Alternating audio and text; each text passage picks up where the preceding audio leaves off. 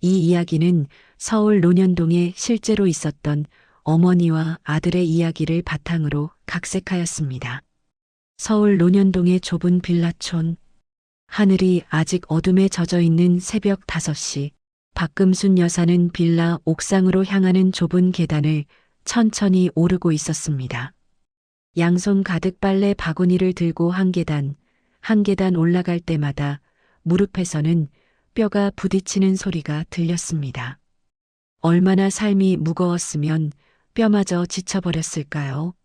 아이고, 이젠 정말 무릎이 말을 안 듣네. 금순 씨는 옥상에 도착해 빨래 바구니를 내려놓고 잠시 허리를 폈습니다. 멀리 아파트 숲 너머로 동이 트기 시작했고 서울의 새벽은 차가운 회색빛으로 깨어나고 있었습니다. 그녀는 천천히 세탁기에서 꺼낸 젖은 이불을 넓게 펴서 빨랫줄에 걸었습니다. 해가 뜨기 전에 빨래를 널어야 온종일 햇빛을 받을 수 있으니까요. 민수 녀석이 어렸을 때는 이불이 얼마나 무거웠는지 지금은 혼자니까 훨씬 가볍네. 이불을 걸면서 금순 씨의 눈에는 지난 38년의 기억이 파노라마처럼 스쳐 지나갔습니다. 1985년 남편이 공사장에서 추락사한 그날부터 그녀의 인생은 아들 민수를 위한 희생의 연속이었습니다. 공장에서 밤새 일하던 기억이 선명합니다. 봉제 공장에서 손가락이 바늘에 찔려 피가 나도 아들 민수에게 줄 우유값을 벌기 위해 아픔을 참았습니다. 학원비를 벌기 위해 낮에는 식당 일을, 밤에는 쓰레기를 주워 팔던 시절도 있었습니다. 그 시절 금순 씨의 손은 항상 거칠고 갈라져 있었습니다. 그래도 민수가 변호사 된다고 했을 때는 정말 이 세상을 다 가진 것 같았지. 돌이켜보면 가장 행복했던 순간은 민수가 로스쿨에 합격했다는 소식을 들었을 때였습니다. 그날 금순 씨는 기쁨에 넘쳐 정신을 잃을 뻔했습니다. 공장에서 일하다 쓰러져 동료들이 부축해 일으켜 세웠지만 그녀는 계속 웃고 있었습니다. 우리 아들이 판검사들하고 어깨 나란히 할 거라니. 빨래를 모두 널고 난 금순 씨는 잠시 아래 도로를 내려다보았습니다. 출근 준비를 하는 사람들로 조금씩 붐비기 시작하는 거리. 그 중에는 아마 민수처럼 비싼 양복을 입고 외제차를 타고 대형 법률사무소로 향하는 젊은이들도 있겠지요. 금순 씨는 25평 빌라에서 여전히 혼자 살고 있었습니다. 민수와 며느리 지연은 결혼 5년 차 강남의 50평 아파트에서 살고 있습니다. 처음에는 금순 씨도 함께 살자고 했지만 2달 만에 엄마, 여기는 소음이 심해서 어르신들 수면에 안 좋을 것 같아요 라는 이유로 다시 빌라로 돌아오게 되었습니다. 그때부터였을까요? 민수의 눈빛이 달라지기 시작한 것은 로펌에 들어가고 고급 외제차를 사고 명품으로 치장한 아내를 얻으면서 엄마를 바라보는 눈빛이 점점 낯설어졌습니다. 옛날엔 감기만 걸려도 내 손을 꼭 잡고 떨었는데 빨래 바구니를 들고 다시 계단을 내려오면서 금순 씨는 어제 민수 부부가 다녀간 일을 떠올렸습니다. 그녀의 75번째 생일이었습니다. 민수와 지연은 선물이라며 고급 한우 세트를 들고 왔지만 정작 함께한 시간은 30분이 채 되지 않았습니다. 엄마, 회사에서 급한 전화가 왔어요. 먼저 가볼게요. 민수는 내내 전화만 받고 있었고 금순 씨의 이야기는 대부분 건성으로 듣는 듯 했습니다. 무슨 말을 해도 응, 그래라는 대답뿐. 며느리 지연은 시계를 자꾸 확인하다가 마침내 민수를 재촉했습니다. 민수는 어릴 때 내 얘기 들으려고 귀 쫑긋 세우고 앉아 있었는데 그렇게 하루가 지나고 밤 12시가 되었습니다. 금순 씨는 화장실에 가려고 방에서 나왔다가 민수 부부가 쓰는 방에서 새어나오는 대화 소리를 듣게 되었습니다. 지연의 목소리가 먼저 들렸습니다. 여보, 요즘 어머니 건강이 안 좋아 보이는데 우리 집에 모시는 건 어때? 금순 씨의 심장이 잠시 따뜻해졌습니다. 며느리가 자신을 걱정해 주다니. 무슨 소리야? 엄마 연금 80만 원밖에 없잖아. 우리 집에 모시면 관리비만 200만 원 더 나온다고. 그래도 어머니신데. 아, 그냥 요양원 보내자. 그냥 엄마 갖다 버리자. 금순 씨의 심장이 멈췄습니다. 문틈으로 민수의 차가운 얼굴이 보였습니다. 38년간 피와 땀으로 키운 아들의 입에서 나온 말이 머릿속에서 울려 퍼졌습니다. 엄마 갖다 버리자. 금순 씨의 눈에서 눈물이 흘렀지만 곧 멈췄습니다. 그 순간 그녀의 눈빛이 완전히 바뀌었습니다. 슬픔과 상처로 가득했던 눈동자가 이제는 차갑고 단단한 얼음처럼 변했습니다. 금순 씨는 조용히 자신의 방으로 돌아왔습니다. 벽장 깊숙한 곳에서 오래된 나무 상자를 꺼냈습니다. 그 안에는 38년간 묵묵히 모아온 증거들이 있었습니다.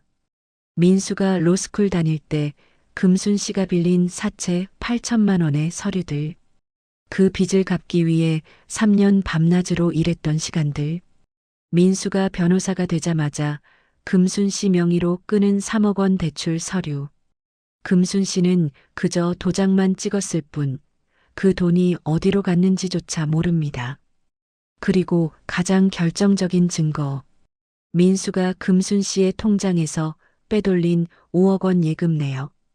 금순 씨가 30년간 모은 노후 자금이었습니다. 이제 시작이다. 금순 씨는 서류들을 정리하며 중얼거렸습니다.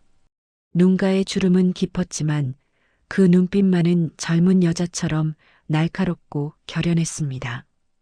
그녀는 30년 지기 동네 변호사 김영수를 만나기로 결심했습니다. 은퇴한 판사 출신인 영수 씨는 금순 씨가 유일하게 신뢰하는, 그리고 민수보다 훨씬 더 실력 있는 법률가였습니다. 창밖으로 동이 트고 있었습니다. 새로운 하루의 시작이자 금순 씨의 복수가 시작되는 날이었습니다. 아침 8시 논현동의 작은 법률사무소. 문패에는 김영수 변호사 사무소라고 적혀 있었습니다. 은퇴한 판사였던 김영수는 이제 나이 80에도 가끔 법률 상담만 맡아서 하는 작은 사무실을 운영하고 있었습니다.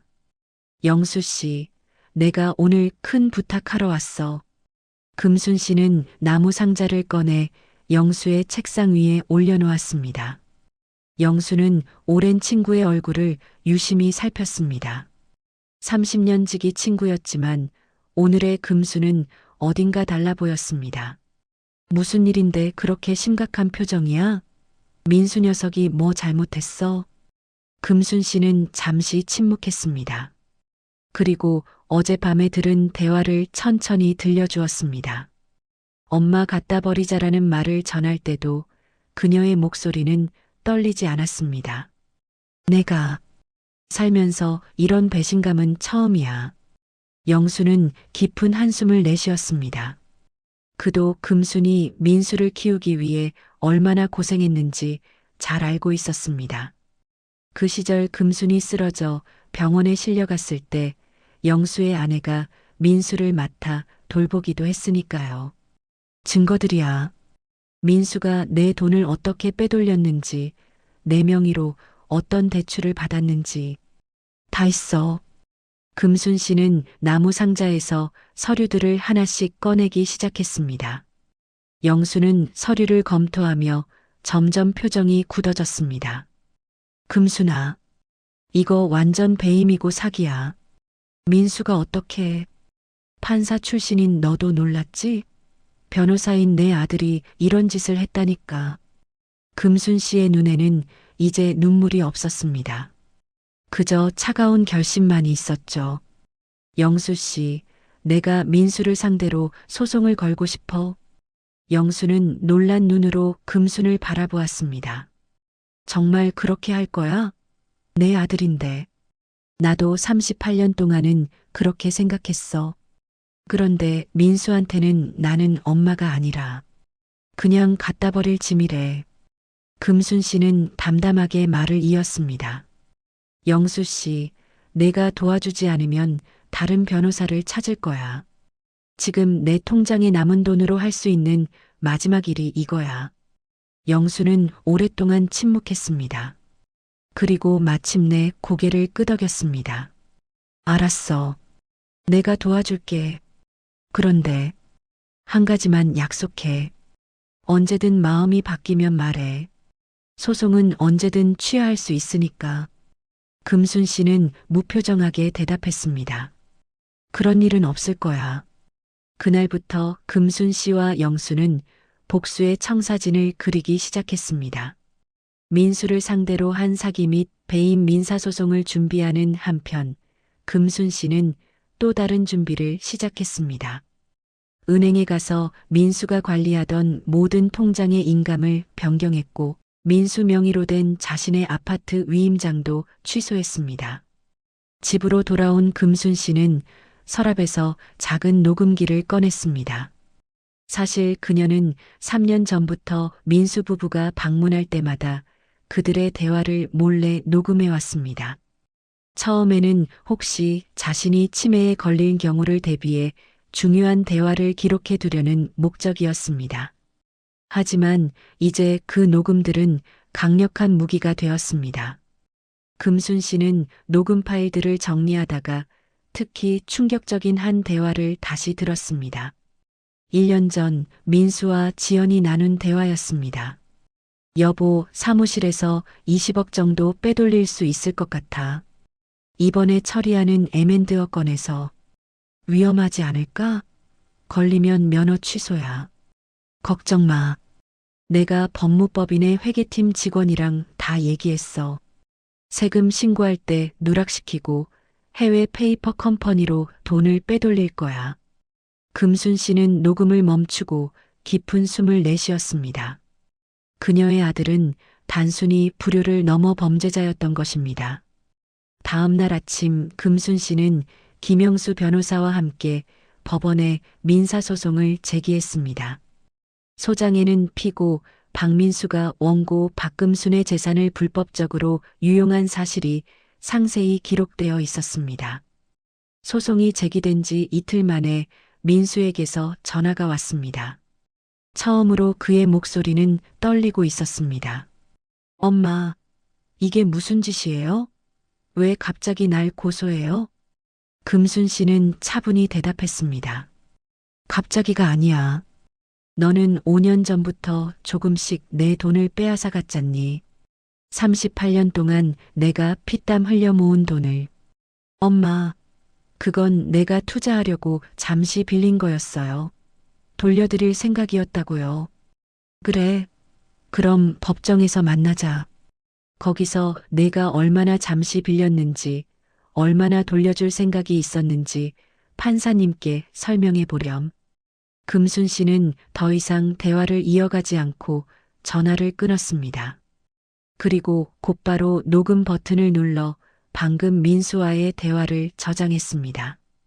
그날 저녁 민수와 지연이 금순의 빌라를 찾아왔습니다. 민수의 얼굴은 창백했고 지연은 눈이 부어 있었습니다. 엄마, 제발요. 이러지 마세요. 오해가 있는 것 같아요. 금순 씨는 문 앞에 서서 두 사람을 집 안으로 들이지 않았습니다. 무슨 오해? 내 통장에서 5억 원이 빠져나간 건 오해가 아니야. 내 도장으로 3억 원 대출받은 것도 오해가 아니고.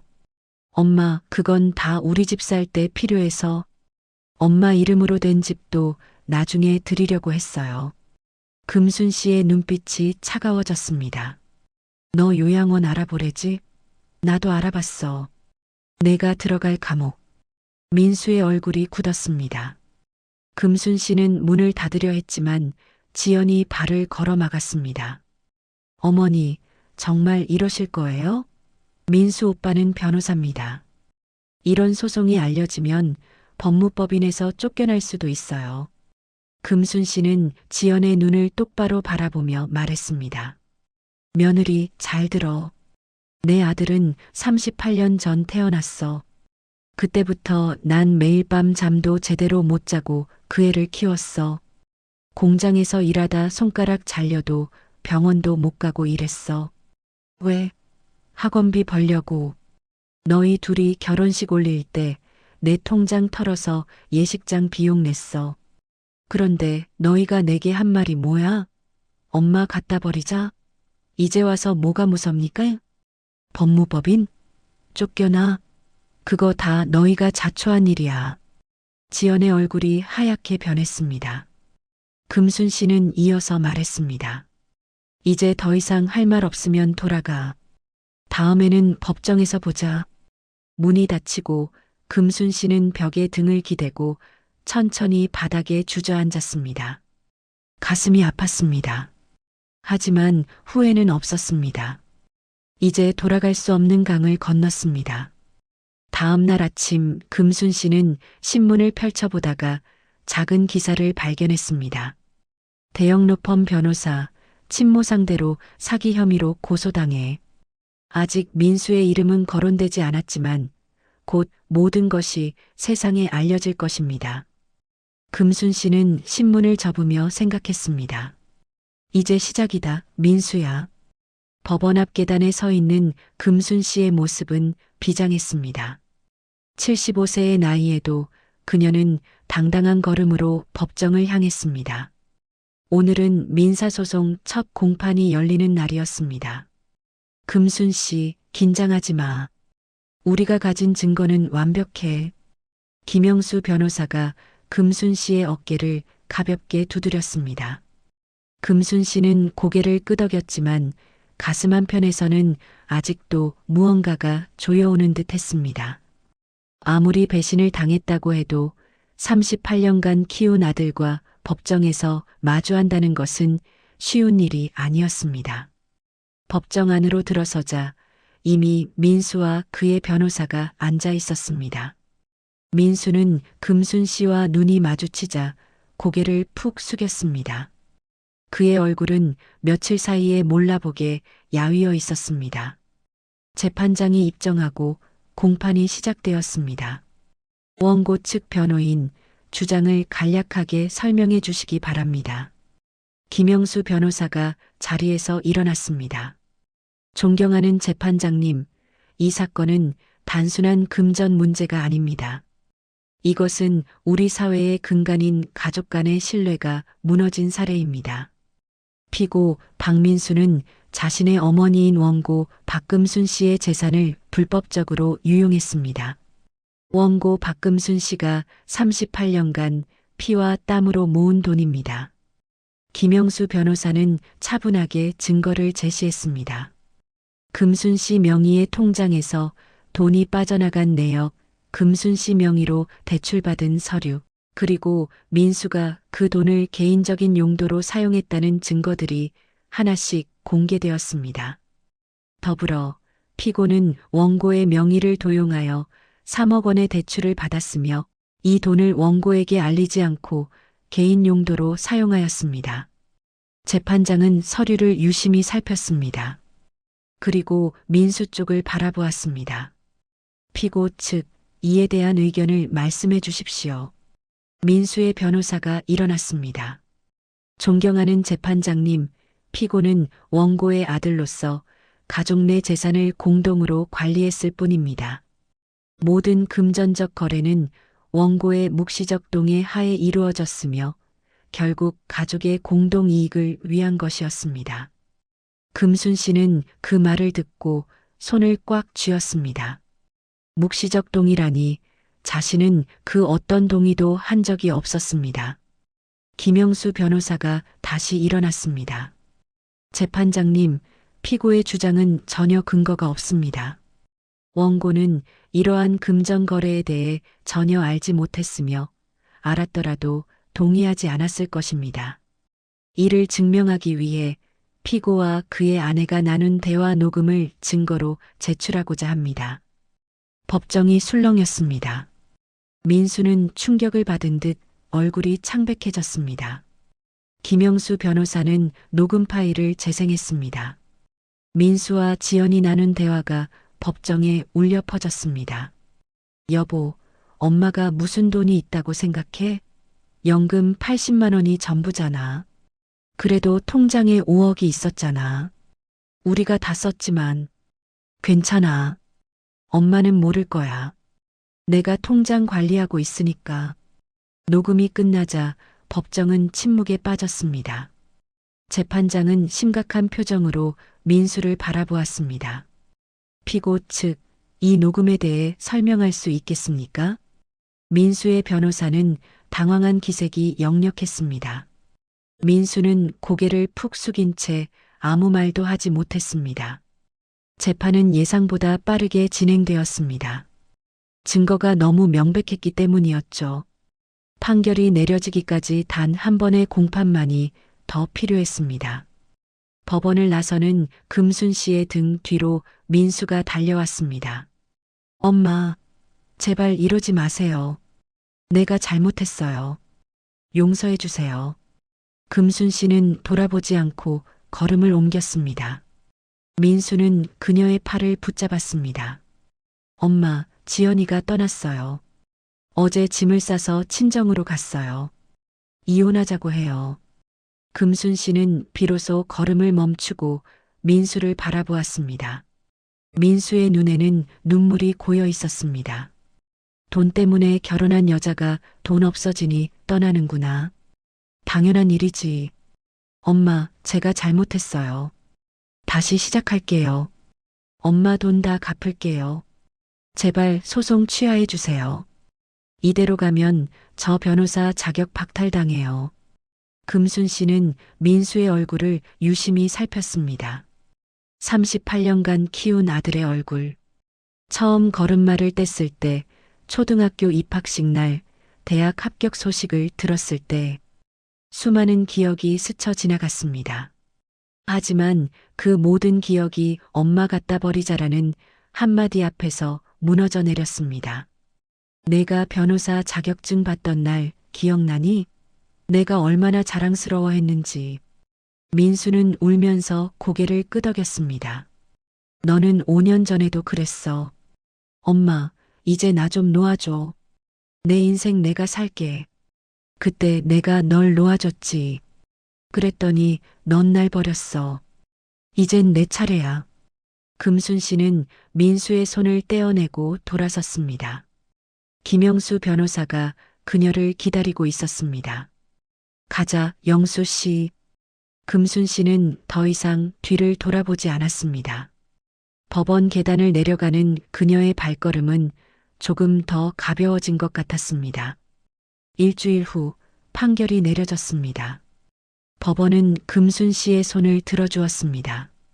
민수는 불법적으로 유용한 모든 돈을 반환해야 했고 금순 씨에게 위자료로 1억 원을 지급하라는 판결까지 받았습니다. 더불어 법원은 민수 명의의 모든 재산에 대한 가압류 결정을 내렸습니다. 뉴스에는 대형 로펌 변호사 친모 대상 사기 혐의로 패소라는 제목의 기사가 실렸습니다. 이제 민수의 이름이 공개되었습니다. 기사는 민수가 다니는 법무법인의 이름도 언급했습니다. 그날 저녁 민수에게서 전화가 왔습니다. 엄마, 법무법인에서 해고 통지를 받았어요. 이미지 손상이라고. 금순 씨는 대답하지 않고 전화를 끊었습니다. 이제 민수는 자신이 소중히 여기던 모든 것을 잃어가고 있었습니다. 아내, 직장, 그리고 곧 강남의 50평 아파트도 경매에 붙여질 예정이었습니다. 하지만 금순 씨의 복수는 아직 끝나지 않았습니다. 그녀에게는 아직 꺼내지 않은 카드가 있었습니다. 바로 민수의 횡령 증거가 담긴 녹음 파일들이었습니다. 영수 씨, 이번엔 형사 고발을 하고 싶어? 김영수 변호사는 놀란 눈으로 금순 씨를 바라보았습니다. 금순아, 민수가 이미 모든 걸 잃었어. 이제 그만하는 게 어때? 금순 씨의 눈빛은 여전히 차가웠습니다. 내가 38년 동안 한 번도 쉬지 않고 일했어. 하루도 놀지 않고 병들어도 일했어. 왜? 민수 때문에. 그런데 민수는 내가 짐이래. 날 갖다 버리자고 했어. 이제 와서 그만하라고? 안 돼. 끝까지 가야 해. 금순 씨는 녹음기를 꺼냈습니다. 그 안에는 민수가 법무법인에서 20억 원을 횡령한 정황, 세금을 포탈한 내용, 그리고 지연이 불법 대출을 알선한 증거들이 담겨 있었습니다. 이건 어디서 녹음한 거야? 민수가 우리 집에 올 때마다 녹음했어. 처음엔 내가 치매 걸릴까봐 중요한 대화를 기록해 두려고 한 거였는데, 이렇게 쓰게 될 줄은 몰랐지. 김영수는 깊은 한숨을 내쉬었습니다. 그는 오랜 판사 경력으로 이 녹음들이 얼마나 강력한 증거가 될지 잘 알고 있었습니다. 이걸 검찰에 제출하면 민수는 구속될 가능성이 높아. 금순 씨는 고개를 끄덕였습니다. 알고 있어. 정말 그렇게 하고 싶어? 내 아들인데? 금순 씨의 눈에서 잠시 슬픔이 스쳐 지나갔지만 곧 사라졌습니다. 38년 동안 내가 그 애의 엄마였지만 이제 더 이상은 아니야. 그 애도 나를 엄마로 생각하지 않았으니까. 영수는 오랜 친구를 말릴 수 없다는 것을 깨달았습니다. 그는 천천히 고개를 끄덕였습니다. 알았어. 내일 검찰청에 가자. 다음 날 금순 씨와 김영수 변호사는 서울중앙지방검찰청을 찾았습니다. 그들은 모든 증거를 담은 USB와 진술서를 제출했습니다. 검사는 녹음을 들은 후 충격을 감추지 못했습니다. 이건 대형 범죄네요. 법무법인 자금 횡령, 세금 포탈, 불법 대출 알선, 모두 중범죄입니다. 금순 씨는 담담하게 대답했습니다. 알고 있습니다. 제 아들이지만 법대로 처벌받아야 한다고 생각합니다. 검사는 금순 씨를 안타깝게 바라보았습니다. 어머님께서 많이 상처받으셨겠네요. 금순 씨는 대답 대신 창밖을 바라보았습니다. 검찰청 창문으로 보이는 서울의 풍경은 평화로웠습니다. 하지만 금순 씨의 마음속에는 폭풍이 지나가고 있었습니다. 검찰 고발 사실이 언론에 보도되자 민수는 금순 씨의 빌라 앞으로 찾아왔습니다. 그의 모습은 한 달 전과 완전히 달라져 있었습니다. 비싼 양복 대신 낡은 청바지와 티셔츠를 입었고 수염은 덥수룩하게 자라 있었습니다. 엄마, 문 좀 열어봐요. 제발요. 금순 씨는 창문도 열지 않고 민수의 외침을 들었습니다. 엄마, 내가 죽을 죄를 졌어요. 용서해 주세요. 제발, 고소 취하해 주세요. 민수는 빌라 앞에서 무릎을 꿇고 밤을 새웠습니다. 다음 날도 그 다음 날도 3일 동안 그는 금순 씨의 빌라 앞을 떠나지 않았습니다. 셋째 날 저녁 금순 씨는 마침내 창문을 열었습니다. 빗속에 무릎 꿇고 있는 민수의 모습이 보였습니다. 엄마, 제발. 금순 씨는 차가운 목소리로 말했습니다. 너 5년 전에도 그랬지. 엄마 이제 나 좀 놓아줘. 나 그때부터 죽었어. 창문이 닫혔고 민수는 빗속에 홀로 남겨졌습니다. 새벽 4시 금순 씨의 빌라 앞. 여전히 비는 내리고 있었고 민수는 무릎을 꿇은 채 그 자리를 지키고 있었습니다. 그의 온몸은 비에 젖어 있었고 창백한 얼굴에는 절망이 가득했습니다. 지나가는 행인들이 가끔 이상한 눈으로 그를 바라보았지만 민수는 아랑곳하지 않았습니다. 엄마, 제발 한 번만 더 기회를 주세요. 민수의 목소리는 이제 거의 들리지 않을 정도로 작아져 있었습니다. 밤새 비를 맞고 소리 지른 탓에 목이 쉬어버린 것이었죠. 금순 씨는 창문 틈으로 아들의 모습을 지켜보고 있었습니다. 예전 같았으면 당장 뛰어나가 우산을 씌워주고 따뜻한 물로 목욕시키고 뜨거운 국물을 끓여주었을 것입니다. 하지만 이제 그녀의 마음은 얼음처럼 차가워져 있었습니다. 그때 경찰차 한 대가 빌라 앞에 멈춰 섰습니다. 두 명의 형사가 내려와 민수에게 다가갔습니다. 박민수 씨 맞으십니까? 민수가 고개를 들어 형사들을 바라보았습니다. 그의 눈은 충혈되어 있었습니다. 네. 서울중앙지검에서 구속영장이 발부되었습니다. 법인 자금 횡령, 조세 포탈, 불법 대출 알선 혐의로요. 형사들은 민수에게 수갑을 채웠습니다. 민수는 저항하지 않았습니다. 다만 마지막으로 금순 씨의 창문을 바라보며 외쳤습니다.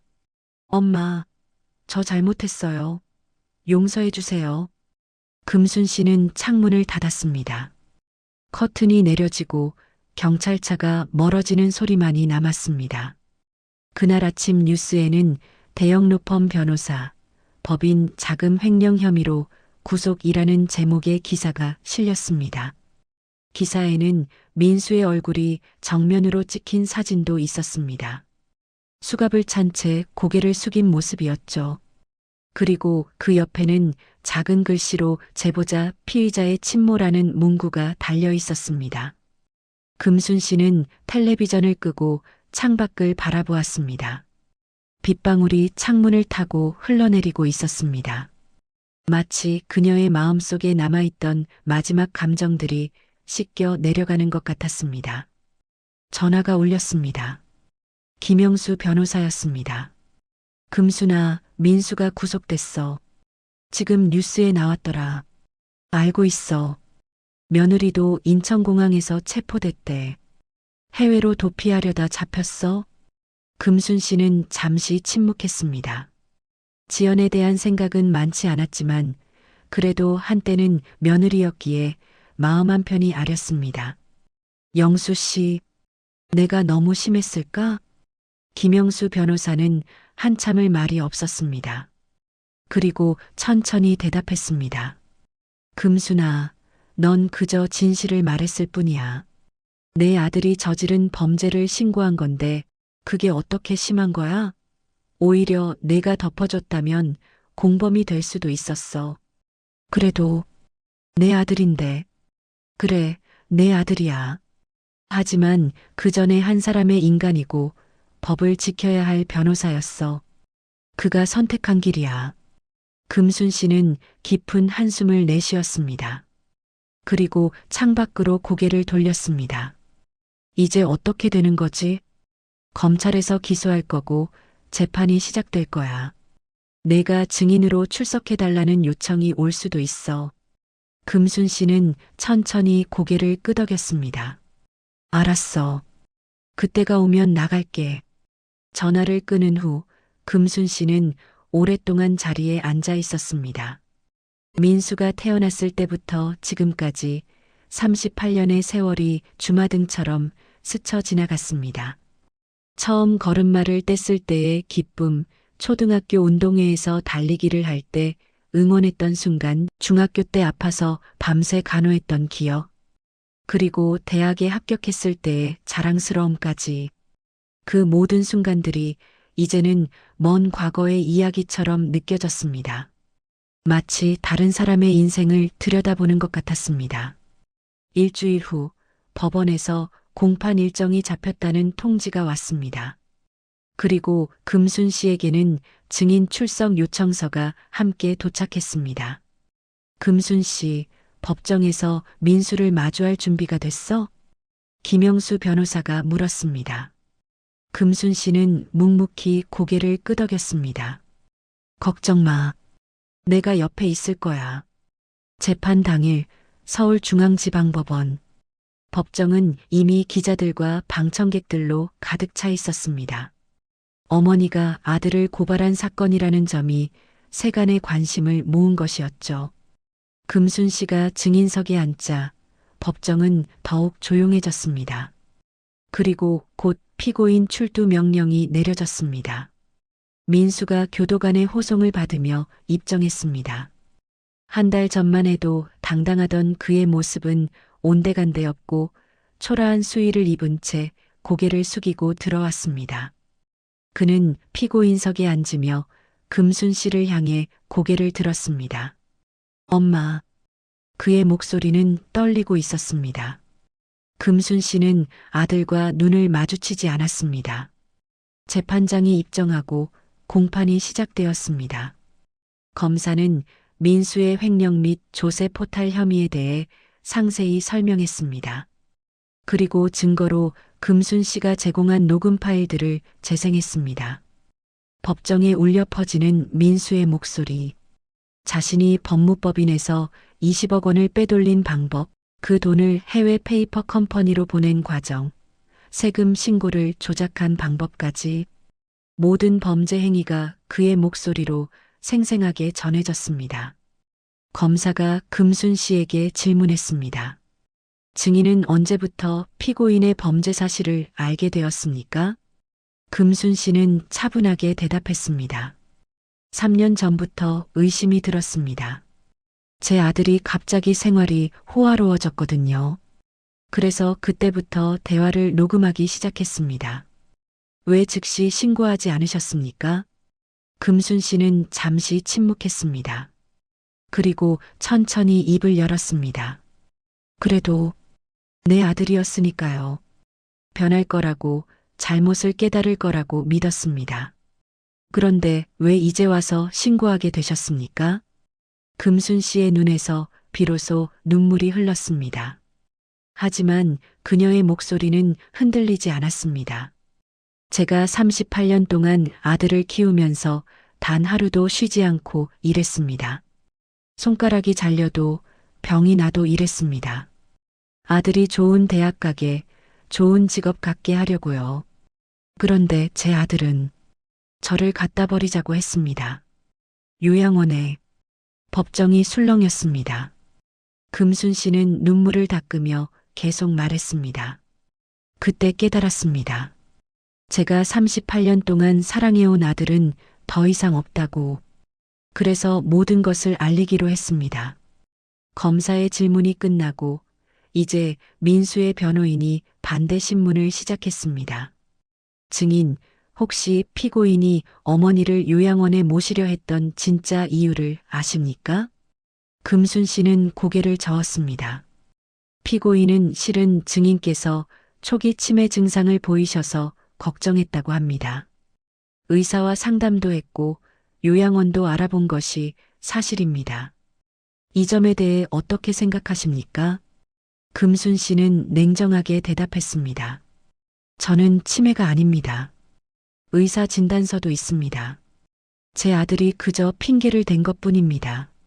민수의 변호인은 계속 금순 씨의 기억력과 판단력에 의문을 제기하려 했지만 금순 씨는 흔들리지 않았습니다. 오히려 더욱 또렷한 목소리로 모든 질문에 답했습니다. 마지막으로 재판장이 금순 씨에게 물었습니다. 증인은 피고인의 어머니로서 이 사건에 대해 더하실 말씀이 있으십니까? 금순 씨는 마침내 민수를 바라보았습니다. 그들의 눈이 처음으로 마주쳤습니다. 민수의 눈에는 눈물이 가득했고 입술은 엄마라고 말하고 있었습니다. 금순 씨는 천천히 고개를 돌려 재판장을 바라보았습니다. 저는 38년 전 아들을 낳았습니다. 그때부터 모든 것을 바쳐 그 아이를 키웠습니다. 남편 없이 혼자서요. 손가락이 잘려도 허리가 끊어질 것 같아도 일했습니다. 단 한 가지 바람은 제 아들이 정직하고 바르게 자라는 것이었습니다. 금순 씨의 목소리가 잠시 떨렸지만 곧 다시 단단해졌습니다. 하지만 제 아들은 그 모든 희생을 배신했습니다. 법을 지켜야 할 변호사가 되었는데 오히려 법을 어겼습니다. 저를 엄마로 존중하지 않고 짐으로 여겼습니다. 그래서 저는 이제 더 이상 슬프지 않습니다. 그저 법이 공정하게 집행되기를 바랄 뿐입니다.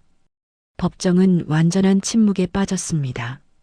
금순 씨는 증인석에서 일어나 천천히 법정을 나갔습니다. 민수는 그녀를 향해 손을 뻗었지만 이미 닿을 수 없는 거리였습니다. 법원 밖으로 나온 금순 씨는 깊은 숨을 내쉬었습니다. 서울의 하늘은 맑고 푸르렀습니다. 마치 오랜 폭풍이 지나간 후의 평온함 같았습니다. 괜찮아요, 금순 씨? 김영수 변호사가 물었습니다. 금순 씨는 고개를 끄덕였습니다. 이제 정말 끝난 것 같아요. 38년의 긴 여정이. 그들은 법원 계단을 천천히 내려왔습니다. 금순 씨의 발걸음은 더 이상 무겁지 않았습니다. 그녀는 이제 자신의 삶을 위한 새로운 걸음을 내딛기 시작했습니다. 한 달 후 법정의 판결이 내려졌습니다. 민수에게는 징역 12년이 선고되었습니다. 법인 자금 횡령, 조세 포탈, 불법 대출 알선 등 모든 혐의가 인정된 것이었습니다. 지연에게도 공범으로 징역 5년이 선고되었습니다. 더불어 민수의 모든 재산은 불법적으로 취득한 것으로 간주되어 몰수되었습니다. 금순 씨는 판결문을 들고 빌라로 돌아왔습니다. 그녀는 서류를 테이블 위에 올려두고 창밖을 바라보았습니다. 가을이 깊어가는 서울의 하늘은 유난히 맑았습니다. 이제 정말 끝났구나. 금순 씨의 마음에는 승리감보다는 허무함이 더 크게 자리 잡고 있었습니다. 결국 자신이 이긴 것은 맞지만 그 과정에서 영원히 잃어버린 것도 있었으니까요. 38년간의 모성, 그리고 아들과의 관계였습니다. 전화가 울렸습니다. 김영수 변호사였습니다. 금순아, 판결 들었어? 모든 혐의 다 인정됐대. 응, 알아. 방금 판결문 받았어.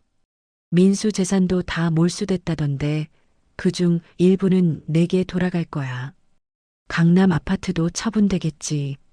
금순 씨는 잠시 생각에 잠겼습니다. 민수의 50평 강남 아파트. 한때는 그곳에서 함께 살았던 적도 있었지만 이제는 그저 차가운 벽과 바닥만 남은 공간이 되었습니다. 난 그 아파트 안 가질래. 팔아서 다른 곳에 쓰고 싶어. 어디에 쓸 건데? 금순 씨는 창가에 서서 멀리 보이는 남산을 바라보며 말했습니다. 제주도에 작은 펜션을 차리고 싶어. 바다가 보이는 곳에. 김영수는 잠시 말이 없었습니다. 그리고 조용히 대답했습니다. 좋은 생각이야. 새 출발하기에 딱 좋은 곳이지. 대화를 마치고 금순 씨는 다시 창밖을 바라보았습니다. 몇 년 전부터 막연히 꿈꿔왔던 제주도에서의 삶. 이제 그 꿈이 현실이 될 수 있다는 사실이 그녀에게 작은 위안을 주었습니다. 다음 날 금순 씨는 부동산 중개소를 찾아갔습니다. 강남 아파트가 경매로 넘어가기 전에 직접 매각하는 것이 좋겠다는 변호사의 조언을 따르기로 한 것이었습니다. 80평 제주도 펜션이요? 바다 근처에 괜찮은 매물 있습니다. 한번 보러 가실래요? 부동산 중개인의 말에 금순 씨는 고개를 끄덕였습니다. 다음 주에 제주도행 비행기 표를 예약했습니다.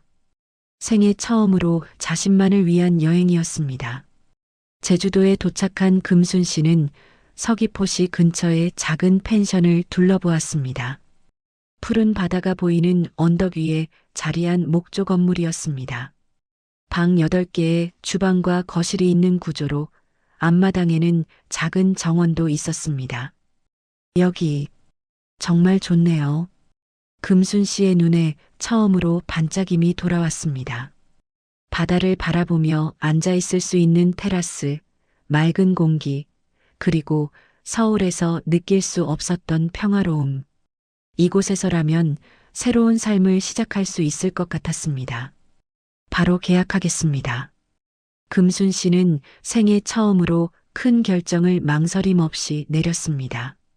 이제 그녀는 더 이상 누군가의 엄마가 아닌 한 사람의 여성으로서 자신의 삶을 살기로 결심한 것이었습니다. 서울로 돌아온 금순 씨는 빌라 정리를 시작했습니다. 30년 넘게 살아온 공간이라 버려야 할 물건들이 많았습니다. 그 중에는 민수의 어린 시절 사진들, 상장들, 그리고 그가 그렸던 그림들도 있었습니다. 금순 씨는 민수의 물건들을 상자에 담았습니다. 처음에는 모두 버리려고 했지만 마음이 쉽게 내키지 않았습니다. 결국 사진 몇 장만 남기고 나머지는 모두 쓰레기 봉투에 넣었습니다. 이제 정말 끝이구나. 그녀는 마지막으로 민수의 대학 졸업 사진을 바라보았습니다. 학사모를 쓰고 환하게 웃고 있는 아들의 모습. 그때만 해도 그들은 서로에게 전부였습니다. 금순 씨는 사진을 상자 맨 아래에 넣고 뚜껑을 닫았습니다. 강남 아파트는 생각보다 빨리 팔렸습니다. 매매가는 15억. 그중 일부는 민수가 횡령한 돈을 변제하는 데 사용되었고 나머지는 금순 씨에게 돌아왔습니다. 그녀는 그 돈으로 제주도 펜션을 구입하고 남은 돈은 노후 자금으로 저축했습니다. 이사 당일 금순 씨는 빌라를 떠나기 전 마지막으로 옥상에 올라갔습니다. 30년 동안 빨래를 널던 그 공간. 이제는 더 이상 새벽에 일어나 무거운 이불을 널지 않아도 된다는 생각에 마음이 홀가분해졌습니다. 이제 나를 위한 시간이다. 금순 씨는 제주도행 비행기에 올랐습니다. 창가에 앉아 점점 작아지는 서울의 모습을 바라보며 그녀는 처음으로 진정한 자유를 느꼈습니다. 제주도에 도착한 금순 씨는 바로 펜션으로 향했습니다. 이제 이곳이 그녀의 새로운 집이었습니다. 펜션에는 이미 기본적인 가구들이 배치되어 있었고 금순 씨는 자신의 취향에 맞게 내부를 꾸미기 시작했습니다. 이제 어떻게 살아가야 할까? 처음에는 막막함이 밀려왔습니다. 38년 동안 아들을 위해 살아온 그녀에게 갑자기 찾아온 자유는 오히려 부담스럽게 느껴졌습니다. 하지만 곧 그녀는 자신이 진정으로 원하는 것이 무엇인지 깨닫기 시작했습니다. 금순 씨는 매일 아침 일찍 일어나 바다를 바라보며 차를 마셨습니다. 그리고 마을로 나가 시장에서 신선한 식재료를 사왔습니다. 요리하는 것이 좋았기에 다양한 음식을 만들어 이웃들과 나누기 시작했습니다. 점차 그녀의 요리 솜씨가 마을에 알려지면서 사람들이 그녀의 펜션을 찾아왔습니다. 처음에는 간단한 차와 디저트를 대접하는 것으로 시작했지만 곧 작은 카페를 열게 되었습니다. 금순 할머니의 바다 카페라는 이름을 붙인 그곳은 제주도 여행객들 사이에서 입소문이 나기 시작했습니다. 특히 금순 씨의 따뜻한 미소와 정성 가득한 음식은 많은 이들의 마음을 사로잡았습니다. 시간이 흐르면서 금순 씨는 제주도의 새로운 삶에 완전히 적응했습니다. 더 이상 과거의 상처에 얽매이지 않고 매일 새로운 경험을 즐기며 살았습니다. 가끔은 바다를 바라보며 민수를 생각하기도 했지만 그때마다 빠르게 마음을 다잡았습니다. 이제는 내 시간이야. 그런 평화로운 날들이 이어지던 어느 날 제주 교도소에서 편지가 도착했습니다. 발신인은 박민수였습니다.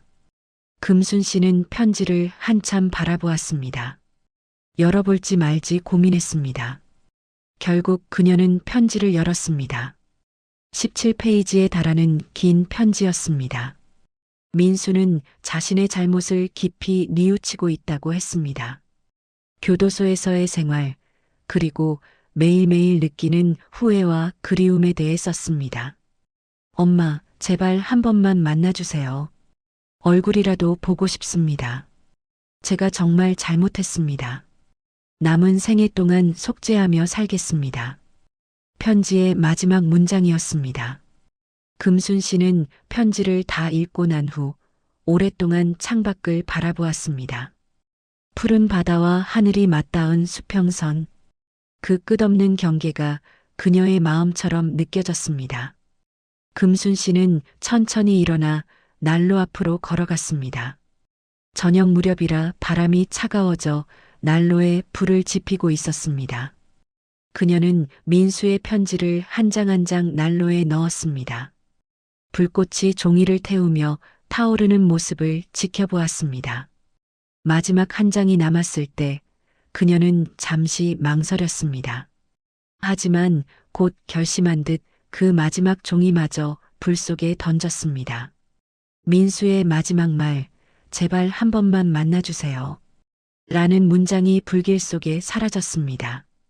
내가 너를 38년 키웠듯이 너는 앞으로 38년을 후회하면서 살아라. 금순 씨는 작게 중얼거렸습니다. 그것이 그녀가 아들에게 해줄 수 있는 마지막 말이었습니다. 다음 날 아침 금순 씨는 평소보다 일찍 일어나 바다로 나갔습니다. 해가 막 떠오르는 시간, 바다는 금빛으로 물들어 있었습니다. 그녀는 모래사장에 앉아 파도 소리를 들었습니다. 물결이 밀려왔다 밀려가는 모습이 그녀의 인생과 닮아 있었습니다. 쓰라린 기억들이 밀려왔다가 이제는 조금씩 멀어져 가고 있었습니다. 이제 정말 끝났다. 금순 씨의 얼굴에 미소가 번졌습니다. 그것은 해방감에서 오는 미소였습니다. 38년의 긴 여정을 마치고 이제 그녀는 진정한 자유를 얻은 것이었습니다. 바다 앞에 서서 금순 씨는 두 팔을 활짝 펼쳤습니다. 시원한 바닷바람이 그녀의 몸을 감쌌습니다. 마치 모든 상처와 아픔을 씻어내는 것처럼 느껴졌습니다. 그녀의 얼굴에는 더 이상 슬픔이 없었습니다. 오직 평온함과 자유로움만이 남아 있었습니다. 38년간의 모성과 희생, 그리고 배신의 아픔을 딛고 이제 그녀는 새로운 삶을 시작했습니다. 이제부터는 내 삶이야. 금순 씨는 바다를 향해 외쳤습니다. 그녀의 목소리는 파도 소리에 섞여 멀리 퍼져나갔습니다. 그렇게 금순 씨의 새로운 아침이 밝아왔습니다. 제주도에서의 첫 겨울은 금순 씨에게 생소하면서도 아름다운 경험이었습니다. 바람이 거세게 불어도 서울처럼 뼈를 내는 추위는 아니었습니다. 오히려 푸른 바다와 어우러진 겨울 풍경은 그녀에게 새로운 감동을 안겨주었습니다. 금순 할머니, 오늘 해녀 할머니들이 전복 가져오셨어요. 카페에서 함께 일하는 지수가 활기찬 목소리로 외쳤습니다. 지수는 제주에서 대학을 졸업하고 일자리를 찾던 중 우연히 금순 씨의 카페에서 일하게 된 젊은 여성이었습니다. 처음에는 단기 아르바이트로 시작했지만 금순 씨의 따뜻한 인품에 매료되어 정식 직원으로 남게 되었습니다. 그래, 그럼 오늘 저녁에 전복죽 끓여볼까? 금순 씨가 미소를 지으며 대답했습니다. 이제 그녀의 웃음은 예전과 달리 진심이 담겨 있었습니다. 더 이상 거짓 웃음을 지을 필요가 없었으니까요. 와, 금순 할머니 전복죽이 최고예요. 손님들도 엄청 좋아하실 거예요. 지수가 신이 나서 말했습니다. 금순 씨의 바다 카페는 이제 제주도에서 꽤 유명한 장소가 되었습니다. 특히 금순 씨가 직접 만드는 전통 음식들은 관광객들 사이에서 입소문이 나 있었습니다. 금순 씨는 해녀 할머니들이 가져온 싱싱한 전복을 정성스럽게 손질했습니다. 그녀의 손놀림은 여전히 정확하고 빨랐습니다. 38년간 손끝으로 일해온 시간이 그녀의 몸에 새겨져 있었습니다. 금순 씨, 잘 지내고 있어? 문득 전화가 울렸습니다. 김영수 변호사였습니다. 응, 잘 지내고 있어. 여기 바다가 정말 아름답네. 매일 아침 일어나서 바다 보는 게 행복해. 다행이네. 목소리가 밝아졌어. 그런가? 요즘 카페도 잘 되고 이것저것 하다 보니 재미있어. 금순 씨는 창밖으로 보이는 바다를 바라보며 말했습니다. 겨울 바다는 더욱 짙은 남색을 띠고 있었습니다. 그런데 민수 소식 들었어? 영수의 조심스러운 질문에 금순 씨의 표정이 잠시 굳었습니다. 하지만 이내 평온을 되찾았습니다. 아니, 별로 듣고 싶지도 않고, 그래, 이해해. 그냥 알려주고 싶어서. 민수가 교도소에서 모범수로 지내고 있대. 법률 상담 봉사도 하고 있다고 하더라. 금순 씨는 아무 말도 하지 않았습니다. 민수의 소식은 여전히 그녀의 마음 한편을 아프게 했습니다. 그리고 민수가 또 편지를 보냈다던데 받아봤어? 응, 왔었어. 하지만 읽지 않고 그냥 불에 태워버렸어. 금순 씨는 담담하게 말했습니다. 민수가 교도소에서 보내온 편지는 이제 한 달에 한 번씩 꾸준히 오고 있었습니다. 하지만 그녀는 단 한 통도 읽지 않고 모두 불태웠습니다. 아직도 용서할 수 없니? 금순 씨는 잠시 침묵했습니다. 용서라. 그 단어는 그녀에게 여전히 무겁게 다가왔습니다. 영수 씨 용서는 내가 할 일이 아닌 것 같아. 시간이 해줄 일이지. 영수는 더 이상 그 주제를 꺼내지 않았습니다. 대신 다른 이야기로 화제를 돌렸습니다. 그나저나 서울은 요즘 눈이 많이 와. 제주는 어때? 여기는 눈보다는 비가 많이 내려. 하지만 덕분에 겨울에도 초록이 많아서 좋아. 대화를 마치고 전화를 끄는 금순 씨는 다시 전복 손질로 돌아왔습니다. 하지만 마음 한구석이 무겁게 느껴졌습니다. 민수 이야기를 들은 탓이었을까요? 그날 저녁 금순 씨는 전복죽을 끓이며 생각에 잠겼습니다. 민수가 어렸을 때 아플 때마다 끓여주던 죽이었습니다. 민수는 항상 엄마 죽이 세상에서 제일 맛있어요 라고 말하며 행복한 미소를 지었었죠. 그때의 민수는 어디로 갔을까? 금순 씨는 저도 모르게 한숨을 내쉬었습니다. 아무리 지우려고 해도 38년의 기억은 쉽게 사라지지 않았습니다. 할머니, 괜찮으세요? 지수가 걱정스러운 눈빛으로 물었습니다. 응, 괜찮아. 그냥 잠시 옛날 생각이 나서. 할머니가 서울에서 오셨다고 하셨죠? 어떤 일 하셨어요? 금순 씨는 잠시 망설였습니다. 자신의 과거에 대해 누구에게도 이야기한 적이 없었습니다. 특히 민수에 관한 이야기는요. 나는 공장에서 일했어. 봉제 공장에서. 아, 그렇구나. 손재주가 좋으시더라고요. 할머니가 만드시는 음식이 다 예술이에요. 지수의 순수한 칭찬에 금순 씨는 미소 지었습니다. 고마워, 지수야. 금순 씨는 더 이상 자세한 이야기를 하지 않았습니다. 아직은 누구에게도 자신의 진짜 이야기를 들려줄 준비가 되어 있지 않았습니다. 다음 날 아침 금순 씨는 평소처럼 일찍 일어나 바다를 향해 걸었습니다.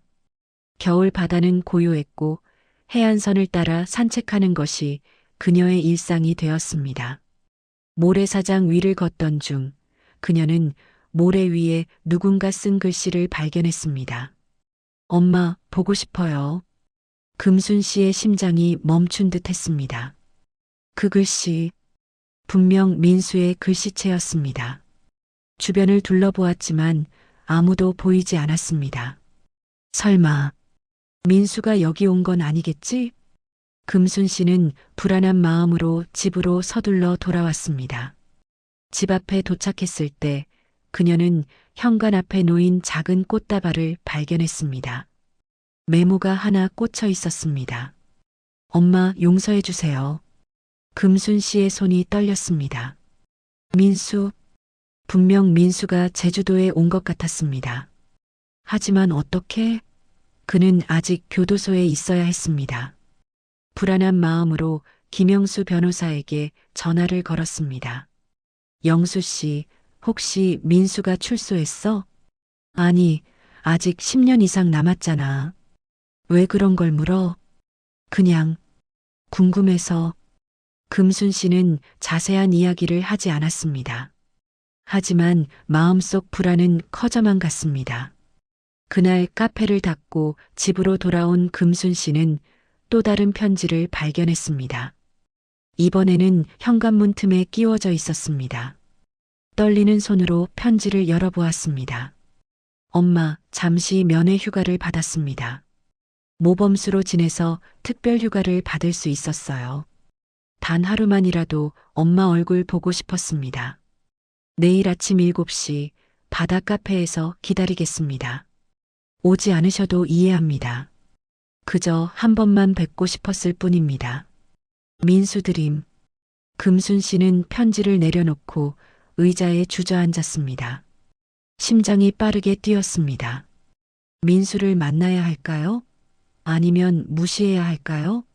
마음속에서 갈등이 일어났습니다. 밤새 잠을 이루지 못한 금순 씨는 새벽 5시에 일어났습니다. 창밖으로 비가 내리고 있었습니다. 겨울 제주의 차가운 비였습니다. 그녀는 오랫동안 창밖을 바라보며 생각했습니다. 그리고 마침내 결심했습니다. 오전 7시 바다 카페의 문이 열렸습니다. 아직 영업시간 전이었지만 금순 씨는 조용히 카페로 들어왔습니다. 그리고 그곳에 민수가 앉아 있었습니다. 수감 생활 1년 만에 민수는 많이 변해 있었습니다. 얼굴은 야위었고 눈빛은 깊어져 있었습니다. 그는 금순 씨를 보자마자 자리에서 벌떡 일어났습니다. 엄마. 민수의 목소리는 떨리고 있었습니다. 금순 씨는 아무 말 없이 그를 바라보았습니다. 오랫동안 바라보았습니다. 그리고 마침내 입을 열었습니다. 왜 왔니? 그녀의 목소리는 차가웠습니다. 하지만 예전처럼 분노는 없었습니다. 엄마, 정말 보고 싶었어요. 매일매일 엄마 생각했어요. 제가 얼마나 잘못했는지, 용서받을 수 없는 죄를 지었다는 것도 알아요. 민수의 눈에는 눈물이 고였습니다. 금순 씨는 그런 아들을 바라보며 묘한 감정을 느꼈습니다. 미움? 분노? 아니면 그리움? 그녀도 정확히 알 수 없었습니다. 면회 휴가는 단 하루뿐이에요. 내일 아침에 다시 서울로 돌아가야 해요. 그 전에 한 번만 엄마와 이야기하고 싶었어요. 금순 씨는 말없이 카페 안쪽으로 걸어갔습니다. 그리고 물을 끓이기 시작했습니다. 민수는 그 자리에 서서 어머니의 행동을 지켜보았습니다. 앉아. 간단한 한마디였지만 민수의 눈에는 다시 눈물이 고였습니다. 그는 천천히 테이블에 앉았습니다. 금순 씨는 2잔의 차를 준비했습니다. 그리고 민수 앞에 한 잔을 내려놓았습니다. 감사합니다. 민수는 떨리는 손으로 차를 받았습니다. 금순 씨는 그의 맞은편에 앉았습니다. 오랫동안 침묵이 이어졌습니다. 엄마, 제가 정말 죄송합니다. 용서받을 수 없다는 것도 알아요. 그래도 엄마가 계신 곳이 어디인지 알고 싶었어요. 어떻게 알았니? 내가 여기 있는 걸 김영수 변호사님이 살짝 알려주셨어요. 직접적으로 말씀하진 않으셨지만 단서를 주셨어요. 금순 씨는 속으로 한숨을 내쉬었습니다. 영수, 여전히 중간에서 둘을 이어주려는 마음이었나 봅니다. 엄마, 교도소에서 많은 생각을 했어요. 왜 그렇게 변했는지, 어떻게 그런 행동을 할 수 있었는지. 금순 씨는 말없이 민수의 이야기를 들었습니다. 민수는 천천히 하지만 진심을 담아 자신의 잘못을 이야기했습니다. 돈에 눈이 멀어 불법을 저질렀던 것, 어머니의 희생을 당연하게 여겼던 것, 그리고 엄마 갖다 버리자라는 끔찍한 말을 했던 것까지. 매일 밤 그 말이 생각나서 잠을 이루지 못해요. 어떻게 그런 말을 할 수 있었는지 저도 이해가 안 돼요. 민수의 눈물이 뺨을 타고 흘렀습니다. 금순 씨는 여전히 말이 없었습니다. 엄마, 제가 남은 형기를 다 채우고 나면 엄마가 원하시는 어떤 일이라도 하겠습니다. 엄마가 저를 용서하지 않으셔도 괜찮아요. 그저 엄마가 행복하셨으면 좋겠어요. 금순 씨는 마침내 입을 열었습니다. 내가 그렇게 말할 때 내 마음이 어땠는지 알아? 엄마 갖다 버리자. 그 말이 얼마나 날 아프게 했는지 알아? 민수는 고개를 푹 숙였습니다. 38년. 내 인생의 전부를 너에게 바쳤는데 결국 넌 날 짐으로 여겼어. 금순 씨의 목소리가 조금 떨렸습니다. 하지만 그녀는 꾸준히 말을 이어갔습니다. 내가 변호사가 됐을 때 난 이 세상을 다 가진 것 같았어. 그런데 넌 날 배신. 민수는 아무 말도 하지 못했습니다. 그저 눈물만 흘렸습니다. 하지만 금순 씨는 잠시 숨을 고르며 말을 이었습니다. 이제 난 괜찮아. 여기서 새 삶을 시작했고 행복해. 더 이상 누구의 엄마가 아닌 그냥 박금순으로 살고 있어. 민수는 조심스럽게 고개를 들었습니다. 정말 다행이에요, 엄마. 엄마가 행복하시다니. 금순 씨는 잠시 민수의 얼굴을 유심히 바라보았습니다. 더 이상 그에게 분노를 느끼지 않는다는 것을 깨달았습니다. 그저 멀게 느껴질 뿐이었습니다. 민수야, 난 널 용서하지 않았어. 앞으로도 그럴지 모르겠어. 하지만 이제 너를 미워하지도 않아. 민수의 눈에 놀라움이 서렸습니다. 그게 무슨 의미인지 이해해? 민수는 천천히 고개를 끄덕였습니다. 네. 엄마가 더 이상 저 때문에 아프지 않으시단 뜻이죠. 금순 씨는 미소 지었습니다. 그것은 슬픈 미소였지만 진심이 담겨 있었습니다. 그래, 맞아. 이제 난 자유로워. 내가 준 상처에서 그리고 나 자신을 묶었던 사슬에서. 금순 씨는 자리에서 일어났습니다. 이제 가봐. 너도 갈 길이 있을 테니. 민수는 눈물을 훔치며 일어섰습니다. 엄마, 정말 감사합니다. 이렇게 만나주셔서. 금순 씨는 아무 말도 하지 않았습니다. 민수는 마지막으로 한 번 더 엄마를 바라보았습니다. 그리고 천천히 카페를 나갔습니다. 금순 씨는 창가에 서서 비 내리는 거리를 걸어가는 민수의 뒷모습을 바라보았습니다. 그의 어깨는 여전히 무거워 보였습니다. 하지만 이제 그것은 그의 몫이었습니다. 내가 너를 38년 키웠듯이 너는 앞으로 38년을 후회하면서 살아라. 금순 씨는 속으로 중얼거렸습니다.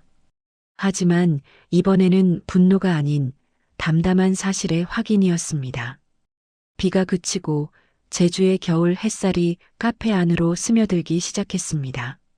금순 씨는 햇살을 맞으며 미소 지었습니다. 그녀의 새로운 하루가 시작되고 있었습니다.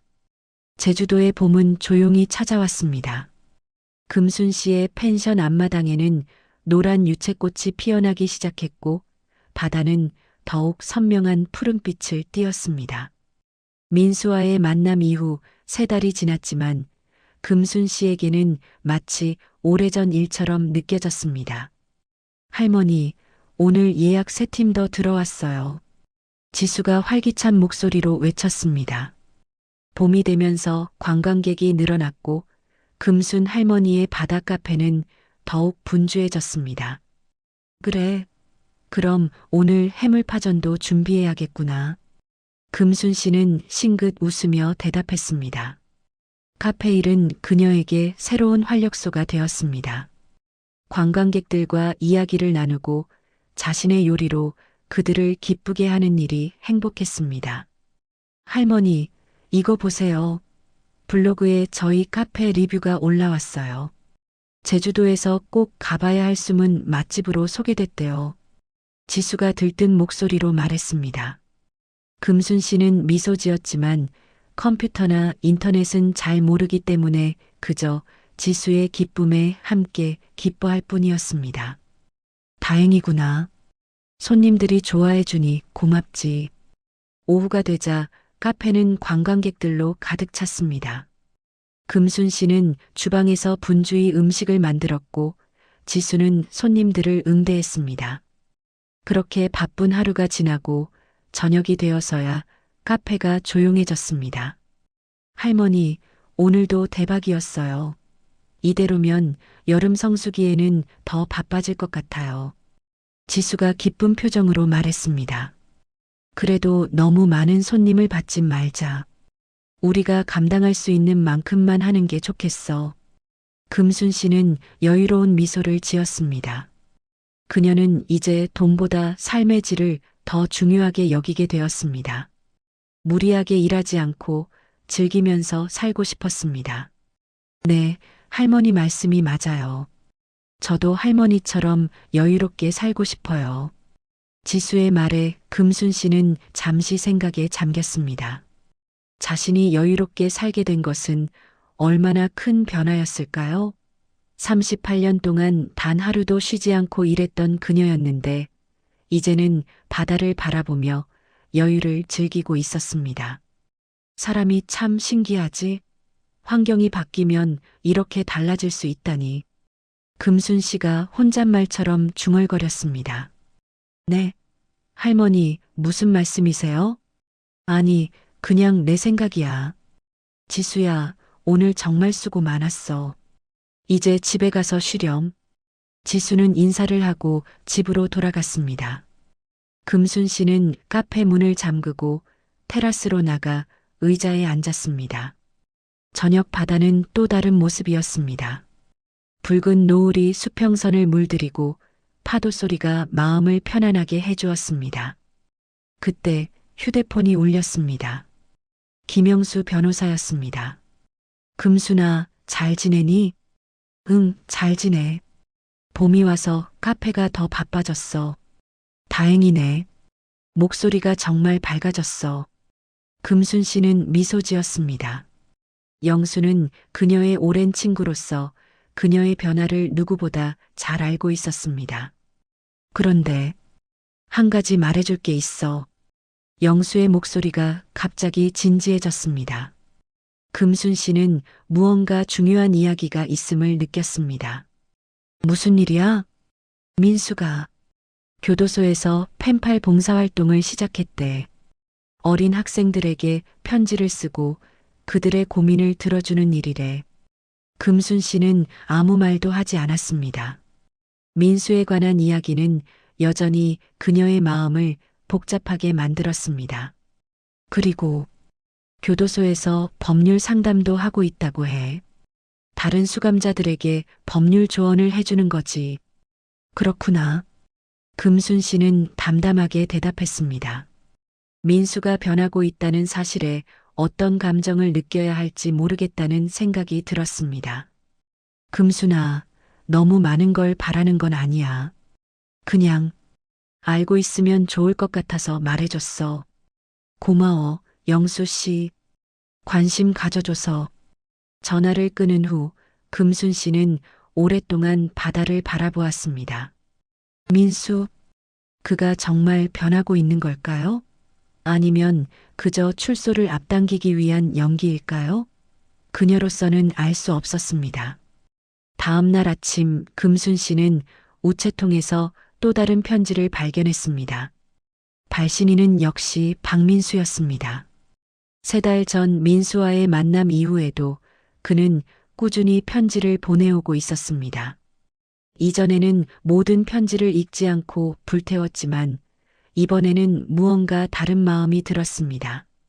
금순 씨는 조금 망설이다가 편지를 열어보기로 했습니다. 엄마께 제주도에서 뵙고 온 이후로 많은 변화가 있었습니다. 엄마의 말씀대로 이제 엄마는 자유로워지셨고 저는 제 잘못을 깊이 뉘우치며 살고 있습니다. 요즘 저는 교도소에서 펜팔 봉사활동을 시작했습니다. 어린 학생들에게 편지를 써주고 그들의 고민을 들어주는 일입니다. 처음엔 단순히 시간을 보내기 위해 시작했지만 아이들의 순수한 마음에 많은 것을 배우게 됩니다. 한 학생이 저에게 물었습니다. 가장 후회되는 일이 무엇인가요? 저는 망설임 없이 대답했습니다. 어머니의 사랑을 당연하게 여겼던 것입니다. 엄마, 이제야 깨닫습니다. 엄마의 사랑이 얼마나 위대했는지, 그리고 제가 얼마나 어리석었는지를. 이제와 후회해도 소용없지만 남은 수감 생활 동안 제가 할 수 있는 일은 조금이라도 더 나은 사람이 되는 것이라고 생각합니다. 엄마가 저를 용서하지 않으셔도 괜찮습니다. 단지 엄마가 행복하셨으면 좋겠습니다. 제주도의 바다가 엄마에게 평화를 가져다 주길 바랍니다. 민수 올림. 금순 씨는 편지를 읽고 나서 오랫동안 생각에 잠겼습니다. 민수의 말이 진심으로 느껴졌습니다. 하지만 그렇다고 해서 오랜 세월 동안의 상처가 한순간에 치유될 수는 없었습니다. 그녀는 편지를 서랍에 넣었습니다. 이번에는 불태우지 않았습니다. 봄이 깊어가면서 제주도는 더욱 아름다워졌습니다. 금순 씨의 카페도 날이 갈수록 번창했습니다. 특히 그녀가 직접 만든 전통 디저트들은 관광객들 사이에서 큰 인기를 끌었습니다. 어느 날 지수가 뛰어들어왔습니다. 할머니, 대박 소식이에요. 제주 맛집 대상에 저희 카페가 후보로 올랐대요. 금순 씨는 깜짝 놀랐습니다. 그저 자신이 좋아하는 음식을 만들어 왔을 뿐인데 이렇게 인정받는다는 것이 신기했습니다. 그게 무슨 상이니? 제주도에서 가장 맛있는 카페나 식당에 주는 상이에요. 관광청에서 주관하는 거래요. 지수의 눈은 별처럼 반짝였습니다.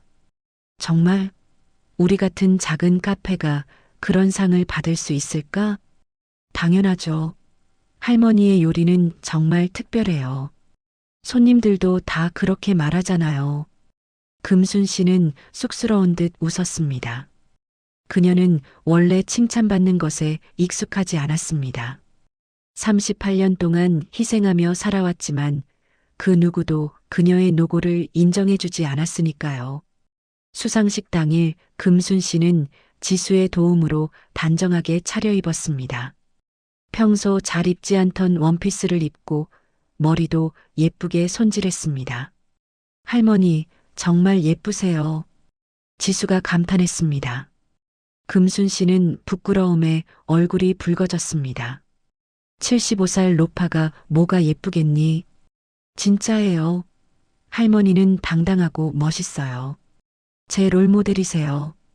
지수의 진심 어린 말에 금순 씨는 마음이 따뜻해졌습니다. 이런 감정을 느낀 지 얼마나 오래되었을까요? 누군가에게 인정받고 존경받는다는 것. 그것은 금순 씨에게 새로운 경험이었습니다. 수상식장에는 많은 사람들이 모여 있었습니다. 제주도의 유명 식당과 카페 주인들, 그리고 관광 관계자들이었습니다. 금순 씨는 약간 긴장했지만 지수가 옆에서 계속 응원해 주었습니다. 드디어 제주 맛집 대상 발표 순간이 왔습니다. 사회자가 봉투를 열고 이름을 읽었습니다. 올해의 제주 맛집 대상은 금순 할머니의 바다 카페입니다. 지수가 환호성을 지르며 금순 씨를 껴안았습니다. 금순 씨는 너무 놀라 어쩔 줄 몰랐습니다. 자신의 이름이 불렸다는 것이 믿기지 않았습니다. 할머니, 우리가 이겼어요. 빨리 올라가세요. 지수의 부축임에 금순 씨는 천천히 무대로 올라갔습니다. 수상 소감을 말해달라는 사회자의 요청에 그녀는 잠시 당황했습니다. 하지만 곧 마음을 가다듬고 마이크 앞에 섰습니다. 저는 이런 상을 받을 거라고 생각도 못했습니다. 그저 제가 좋아하는 음식을 만들었을 뿐인데. 금순 씨의 목소리는 떨렸지만 점점 확신에 찬 목소리로 바뀌었습니다. 사실 저는 1년 전까지만 해도 서울에서 38년 동안 다른 사람을 위해 살았습니다. 제 삶이라고는 없었지요. 하지만 이곳 제주도에 와서 처음으로 제 인생을 살기 시작했습니다. 청중들이 모두 그녀의 이야기에 집중했습니다. 여러분, 인생은 언제든지 새로 시작할 수 있습니다. 저처럼 75살 노인도 새로운 길을 찾을 수 있다면 여러분도 할 수 있을 겁니다. 감사합니다. 박수 소리가 터져 나왔습니다. 많은 사람들이 그녀의 솔직한 이야기에 감동받은 듯 했습니다. 수상식 후 여러 언론사에서 금순 씨의 인터뷰를 요청했습니다. 그녀의 이야기가 사람들의 관심을 끌었던 것입니다. 75세에 새 인생을 시작한 할머니라는 제목으로 그녀의 이야기가 신문과 방송에 소개되었습니다. 금순 씨는 자신의 이야기가 이렇게 알려질 줄 몰랐습니다. 하지만 자신과 같은 상황에 있는 다른 사람들에게 용기를 줄 수 있다면 기꺼이 자신의 경험을 나누고 싶었습니다. 그날 저녁 금순 씨는 다시 편지를 썼습니다. 이번에는 민수에게 보내는 편지였습니다.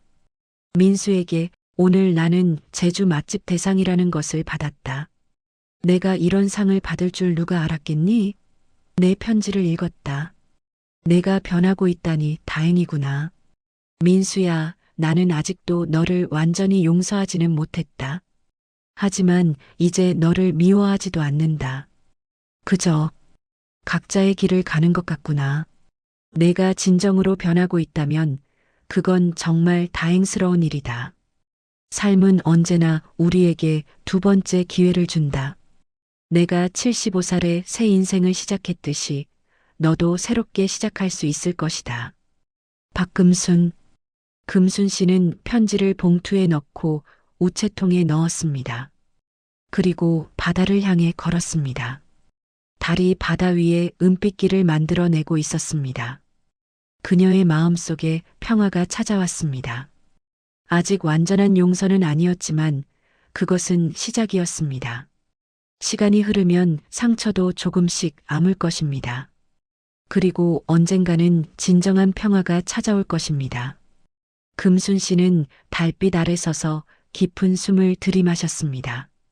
바다 내음이 그녀의 폐를 채웠습니다. 그리고 그녀는 미소 지었습니다. 진정한 미소, 그녀의 마음 깊은 곳에서 우러나오는 미소였습니다. 제주도의 여름은 뜨겁고 강렬했습니다. 금순 씨의 카페는 성수기를 맞아 더욱 분주해졌습니다. 제주 맛집 대상을 받은 이후 카페는 더 많은 관광객들로 북적였고 이제는 지수 혼자서 감당하기 어려워져 2명의 직원을 더 고용했습니다. 금순 할머니, 오늘은 조금 쉬세요. 저희가 다 할게요. 새로 고용된 직원 중 한 명인 미나가 말했습니다. 금순 씨는 고개를 저었습니다. 괜찮아. 일하는 게 좋아. 가만히 있으면 오히려 더 피곤해. 금순 씨에게 일은 이제 의무가 아닌 즐거움이었습니다. 자신이 만든 음식으로 사람들이 행복해하는 모습을 보는 것이 그녀에게는 큰 보람이었습니다. 오후가 되자 갑자기 하늘이 어두워지고 비가 쏟아지기 시작했습니다. 여름 태풍이 제주도를 강타하고 있었습니다. 아이고, 이런 날씨에 손님이 올까? 금순 씨가 걱정스럽게 창밖을 내다보았습니다. 하지만 그녀의 걱정과 달리 비를 피해 더 많은 관광객들이 카페로 몰려들었습니다. 금순 할머니, 오늘은 평소보다 손님이 더 많아요. 지수가 분주히 손님들을 안내하며 말했습니다. 금순 씨는 미소 지으며 주방으로 향했습니다. 오늘은 특별히 비 오는 날에 어울리는 따뜻한 수프와 칼국수를 준비했습니다. 그때 카페 입구에 한 남자가 서 있는 모습이 보였습니다. 비에 흠뻑 젖은 채로 망설이듯 카페를 바라보고 있었습니다. 금순 씨는 그 모습을 보고 순간 가슴이 철렁 내려앉았습니다. 민수? 하지만 자세히 보니 민수가 아니었습니다. 그저 비슷한 체형의 다른 관광객이었습니다. 금순 씨는 안도의 한숨을 내쉬었습니다. 그러면서도 스스로에게 물었습니다. 왜 민수를 떠올리는 것만으로도 이렇게 마음이 흔들리는 걸까요? 바쁜 하루가 지나고 카페 문을 닫은 후 금순 씨는 혼자 테라스에 앉았습니다. 비는 그쳤지만 바다는 여전히 거칠었습니다. 태풍이 지나간 뒤에 바다는 언제나 더 강렬한 모습이었습니다. 전화가 울렸습니다. 김영수 변호사였습니다. 금순아, 뉴스 봤어? 무슨 뉴스? 민수 이야기가 방송에 나왔어. 교도소 내 모범 수감자로 소개됐더라고. 금순 씨의 심장이 빨라졌습니다. 민수에 관한 소식은 여전히 그녀를 동요시켰습니다. 그래, 어떤 내용이었는데? 교도소에서 법률 상담 봉사를 하고 어린이들과 펜팔을 하는 모습이 소개됐어. 특히 경제적 어려움을 겪는 수감자 가족들을 위한 기금 마련에 앞장서고 있다고 하더라고. 금순 씨는 말을 잃었습니다. 민수가 정말 변하고 있는 것일까요?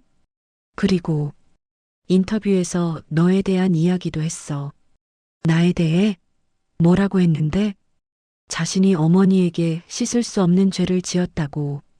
그리고 어머니가 제주도에서 새 인생을 시작한 것이 자신에게는 큰 위로가 된다고. 금순 씨는 깊은 한숨을 내쉬었습니다. 복잡한 감정이 그녀의 마음을 채웠습니다. 금순아, 괜찮아? 응. 그냥 좀 놀랐을 뿐이야. 민수에 대한 내 마음이 아직 정리되지 않은 것 같구나. 금순 씨는 잠시 침묵했습니다. 그리고 천천히 말을 이었습니다. 영수 씨, 정말 사람이 변할 수 있을까? 근본적으로 말이야. 그럴 수 있다고 생각해. 물론 쉽진 않지만 진심으로 뉘우치고 노력한다면. 대화를 마치고 전화를 끊은 금순 씨는 오랫동안 바다를 바라보았습니다. 민수, 그가 정말 변하고 있다면 그녀는 어떤 마음을 가져야 할까요? 다음 날 아침 금순 씨는 평소처럼 일찍 일어나 바다로 산책을 나갔습니다. 태풍이 지나간 후에 바닷가는 조용했고 여기저기 밀려온 조개 껍데기와 해초들이 모래사장에 널려 있었습니다. 걷다가 문득 발치에 무언가가 보였습니다. 바닷물에 젖은 편지였습니다. 금순 씨는 호기심에 그것을 주워들었습니다. 편지 봉투는 바닷물에 완전히 젖어 있었지만 안의 내용물은 비닐로 쌓여 있어 손상되지 않았습니다. 봉투에는 받는 사람 이름이 없었습니다. 금순 씨는 잠시 망설이다가 편지를 열어보기로 했습니다. 혹시 누군가의 소중한 마음이 담긴 것이라면 원래 주인에게 돌려줄 수도 있을 테니까요. 편지를 펼치자 아이의 서툰 글씨체가 눈에 들어왔습니다. 민수 아저씨께 저번에 보내주신 편지 정말 감사해요. 아저씨가 말씀해 주신 것처럼 저도 꿈을 포기하지 않을 거예요. 비록 우리 가족이 가난해도 열심히 공부해서 변호사가 될 거예요. 아저씨가 보내주신 책도 정말 재밌게 읽었어요. 특히 정의란 무엇인가라는 책이 많은 생각을 하게 해줬어요. 아저씨, 언제 출소하세요? 나중에 만나면 제가 맛있는 거 사드릴게요. 그때까지 건강하게 지내세요. 진우올림. 금순 씨는 편지를 읽고 나서 놀라움을 감출 수 없었습니다. 민수 아저씨, 혹시 자신의 아들 민수를 말하는 걸까요? 아니면 같은 이름을 가진 다른 사람일까요? 그녀는 계속해서 편지를 살펴보았습니다. 그리고 마지막 페이지 뒷면에 작은 글씨로 쓰여진 주소를 발견했습니다. 서울중앙교도소. 그곳은 분명 민수가 수감되어 있는 곳이었습니다. 금순 씨의 마음이 복잡해졌습니다. 이 편지는 분명 민수와 펜팔을 하고 있는 어린이의 편지였습니다. 그리고 그 내용으로 보아 민수는 정말 이 아이에게 좋은 영향을 미치고 있는 것 같았습니다. 집으로 돌아온 금순 씨는 오랫동안 생각에 잠겼습니다. 그리고 결심했습니다. 이 편지를 민수에게 보내주기로 한 것입니다. 비록 바닷물에 젖었지만 내용물은 손상되지 않았으니 아이의 마음이 민수에게 전해질 수 있을 것입니다. 금순 씨는 새 봉투를 준비하고 그 안에 바다에서 발견한 편지를 넣었습니다. 그리고 짧은 메모를 함께 적었습니다. 민수에게 바닷가에서 이 편지를 발견했다. 아마도 이 아이의 마음이 너에게 닿기를 바라는 하늘의 뜻인 것 같구나. 금순. 편지를 붙이고 난 후 금순 씨는 묘한 해방감을 느꼈습니다. 마치 오랫동안 마음속에 간직해온 무언가를 내려놓은 듯한 느낌이었습니다. 일주일 후 금순 씨는 제주 교도소에서 온 전화를 받았습니다. 민수가 면회 휴가를 다시 신청했다는 내용이었습니다. 박금수님, 수감자 박민수가 면회 휴가를 신청했습니다. 지난번과 마찬가지로 모범수로 인정받아 하루 동안의 휴가가 허락되었습니다. 면회를 허락하시겠습니까? 금순 씨는 잠시 망설였습니다. 하지만 이내 결심했습니다. 네, 괜찮습니다. 전화를 끊고 금순 씨는 창밖을 바라보았습니다. 여름의 제주도는 찬란한 햇살로 가득했습니다. 그녀의 마음도 조금씩 밝아지고 있었습니다. 면회 당일 금순 씨는 카페를 일찍 정리하고 집으로 돌아왔습니다. 민수는 오후 2시에 도착한다고 했습니다. 그녀는 간단한 음식을 준비했습니다. 민수가 어렸을 때 좋아했던 김치찌개와 총각김치였습니다. 시간이 되자 문 앞에서 노크 소리가 들렸습니다. 금순 씨는 심호흡을 하고 문을 열었습니다. 민수가 서 있었습니다. 지난번보다 더 건강해 보이는 얼굴이었습니다. 그의 눈에는 이전에 없던 평화로움이 깃들어 있었습니다. 엄마. 민수의 목소리는 조용했지만 안정감이 있었습니다. 들어오렴. 금순 씨는 문을 활짝 열었습니다. 민수는 조심스럽게 집 안으로 들어왔습니다. 그리고 테이블 위에 작은 상자를 올려놓았습니다. 이건 제가 교도소에서 만든 거예요. 엄마를 위해. 금순 씨는 상자를 열어보았습니다. 그 안에는 나무로 만든 작은 배 모형이 있었습니다. 섬세하게 만들어진 독과 노, 그리고 선체는 놀라울 정도로 정교했습니다. 교도소에서 목공 수업을 들었어요. 그때 엄마를 생각하며 만들었습니다. 금순 씨는 말없이 배 모형을 살펴보았습니다. 배 밑바닥에는 작은 글씨로 새 출발이라고 새겨져 있었습니다. 앉으렴. 밥 먹자. 금순 씨는 테이블에 음식을 차렸습니다. 민수는 고맙다는 듯 자리에 앉았습니다. 김치찌개. 제가 제일 좋아하는 거예요. 그래, 내가 어릴 때부터 좋아했지. 식사를 하는 동안 그들은 조용히 각자의 생각에 잠겨 있었습니다. 과거의 많은 기억들이 둘 사이에 맴돌았지만 이제는 그 기억들이 너무 아프지만은 않았습니다. 식사를 마친 후 민수가 입을 열었습니다. 엄마, 편지 보내주셔서 감사합니다. 진우는 제가 특별히 아끼는 아이예요. 가정 형편이 어렵지만 꿈을 크게 가지고 있어요. 금순 씨는 고개를 끄덕였습니다. 정말 변하고 있구나, 민수야. 민수의 눈에 눈물이 고였습니다. 네, 매일매일 노력하고 있어요. 물론 제 죄를 씻을 수는 없겠지만 조금이라도 더 나은 사람이 되고 싶어요. 그게 중요한 거야. 금순 씨는 잠시 망설이다가 말을 이었습니다. 내가 보낸 편지들, 사실 처음에는 다 태워버렸어. 하지만 최근에는 읽어봤단다. 민수의 눈이 커졌습니다. 정말요? 그럼 제가 진심을 담아 쓴 거 알고 계셨던 거예요? 응. 내 마음이 전해졌어. 민수는 감격에 겨워 고개를 숙였습니다. 엄마, 정말 죄송합니다. 제가 얼마나 어리석었는지. 금순 씨는 천천히 손을 뻗어 민수의 어깨를 토닥였습니다. 그것은 오랜 시간 만에 처음으로 아들에게 건넨 위로의 제스처였습니다. 민수야, 난 이제 많이 괜찮아졌어. 더 이상 내 때문에 아프지 않아. 민수는 천천히 고개를 들었습니다. 그건 정말 다행이에요. 제가 엄마를 아프게 한 것이 가장 큰 죄였으니까요. 금순 씨는 따뜻한 미소를 지었습니다. 사람은 변할 수 있어. 내가 75살에 새 인생을 시작했듯이 너도 새롭게 시작할 수 있어. 그녀의 말에 민수의 눈에서 눈물이 흘러내렸습니다. 엄마, 저를 용서해 주신 건가요? 금순 씨는 잠시 생각했습니다. 그리고 진심을 담아 대답했습니다. 아직은 완전히 용서했다고 말할 수 없어. 하지만 용서의 길 위에 있는 것 같구나. 민수는 그 말만으로도 충분하다는 듯이 고개를 끄덕였습니다. 감사합니다, 엄마. 그것만으로도 너무 감사합니다. 그들은 함께 테라스로 나가 바다를 바라보았습니다.